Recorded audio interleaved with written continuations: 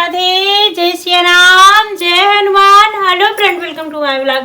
हमारे ब्लॉग में आपका स्वागत है, आपका अभिनंदन है। हनुमान जी से सारी लंका भयभीत हो गई और कहने लगी, जिसका दूत इतना बलवान है उसका राजा कितना बलवान नहीं होगा। यही भय करती है और सारी लंका की प्रजा यही कहती है कि अब तो लंका में संकट आने वाला है, अब हमारा क्या होगा। हमें तो कुछ समझ में नहीं आता कि जब हनुमान जी दूत बनकर के इतना सब कुछ कर सकते हैं तो फिर उनके प्रभु श्री राम जी क्या नहीं कर सकते हैं। यही खबर दूतों ने जाकर मंदोदरी को दी। जब मंदोदरी ने सुना तो मंदोदरी को अधिक चिंता होने लगी और वो भय करने लगी और भय के कारण अपने पति के जाके चरणों में जा गिरी और कहने लगी, हे नाथ, हे प्रभु, ब्रह्मा विष्णु महेश है, उनसे बैर मत कीजिए। वो तीनों बहुत बली और बलशाली हैं और उनसे क्षमा याचना कीजिए और उनके चरणों में ध्यान लगाइए, इसी से आपका हित है। रावण हंसकर बोलता है और कहता है कि तीनों लोगों का विजेता रावण से तुम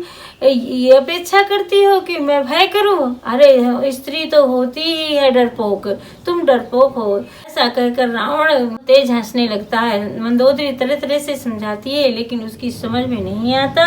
जब सभा में बैठता है तब उसे खबर लगती है कि राम की सेना जो है सागर के तट पर किनारे आ चुकी है। तब रावण मंत्रियों से सलाह लेता है कि अब क्या करना चाहिए। वो तो सेना लेकर के सागर की तट पर कहने लगे, इतना बड़ा सागर है, उसका वो कोई सुरसा नहीं है। सागर की सुरसा को तुम उसके मुंह के अंदर जाओगे और निकल आओगे, वो सागर है।